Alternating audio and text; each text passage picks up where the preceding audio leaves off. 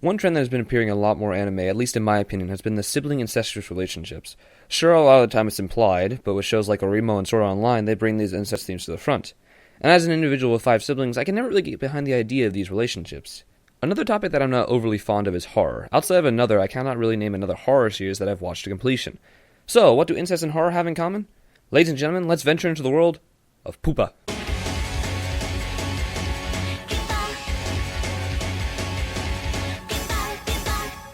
Now, I know I'm going to get a number of comments about the pronunciation of the show's title. Yes, I know it's called Pupa. I call it Pupa. Because it's shit. But before I begin explaining my opinions on the show, if you could even call it a show, let me give some backstory.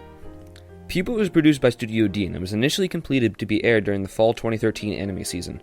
However, Dean insisted on airing it uncensored, which led to no studios wanting to pick it up for broadcast, almost ending the show's entire existence. So, the compromise?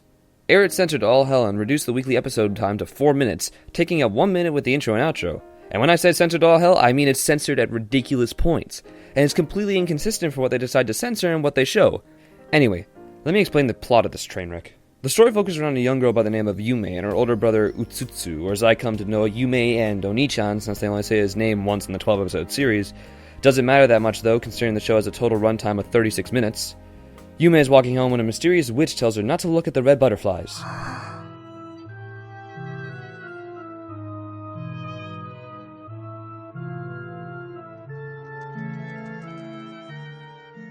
Oh no, I didn't cut anything. That's the episode's pacing. Hey, don't do this. Okay, you're doing it. And after getting tentacle raped by some random dog, Yume explodes with a well-placed sensor bar that covers up the entire scene and becomes a huge bug-like creature that craves human flesh. That's when we discover that her brother has insane regenerative powers and he decides to become a food source for Yume. So not only is it incestuous, but it's also cannibalistic too. What a winning combo.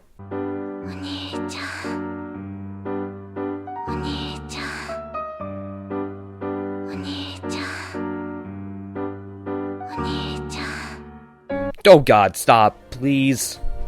One of my main issues with the show was their way of telling the backstory, which is entirely done with teddy bears. The only one that doesn't include bears is done with the only creepy shot in the entire show. This baby's face. I'm going to go ahead and stick my rating for the show here, because I don't even know what to rate it because it has no redeeming qualities whatsoever in my mind. I want to give it a 1 out of 10 for how absolutely worthless it is, and I need to explain my reasoning, that will spoil the show. So if you ever plan on watching the show, then don't bother because it's a waste of time. Spoilers inbound! I just can't get over how the show is played out. We're given a 3-minute scene, one at a time, to try and string together an actual story, but it completely jumps around with each episode feeling like one scene of one episode of one regular-length anime. The show has no actual character development other than, I'm gonna let my little sister eat me. Then there's the virus called Pupa, and the witch decides to impregnate herself with the incestuous monster baby by artificially inseminating herself with the egg of Yume and the sperm of Oni-chan. Yes, that actually happens in this show.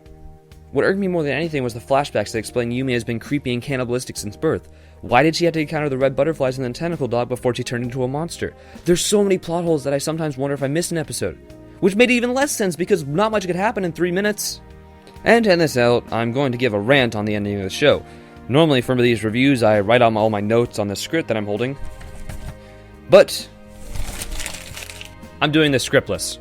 I'm so mad about the ending of this show. We're given this entire lead up to where they were captured by these military people and then they escape and all of a sudden they go back to eating each other again, to where the last episode is nothing but a damn flashback to when they're like 5 years old that means nothing, explains nothing about the entire plot of the show, giving us no closure whatsoever. Whatever happened to the witch with the pregnant baby? Why are they infected in the first place? There's so many questions that have been created by the show that just leave me absolutely dumbfounded by someone that would make it.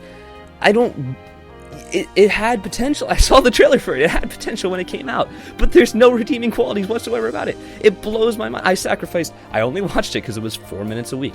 4 minutes a week. I could sacrifice 4 minutes a week and, suffer through this piece of shit show. It physically made me angry after I finished it. I cannot describe how pissed I was. It's stupid. I can't... It needed some kind of closure, and I don't want a second season of it because I doubt they're even going to get the funding for that at this point because of how much of a flop it was. I don't know. I feel like a show like this has a lot more potential, but there's so many random things that the animation studio decided to do. Like, once again, the teddy bear stuff. Why the teddy bears? There's this damn thing where Yume is crying in the street after killing her brother for the first time, and then all of a sudden he's alive again, but the damn screen shows a live action video of someone gutting a fish? Why? There's so many questions that have been brought up for me just watching the show. I didn't want to write all this down because I knew I could just bitch about it here. God, I don't want to have anything to do with this show after I'm done with this video. Just it's not worth your time whatsoever. Take the 1 out of 10 on it. I want to give it a 0 at this point because it just boggled me that someone could even bother to make a show this terrible. I need my script for the end of this video. Anyway, my name has been InternetDave, and I hope I've spared you some time from watching an absolute shit show, and I will see you all next time.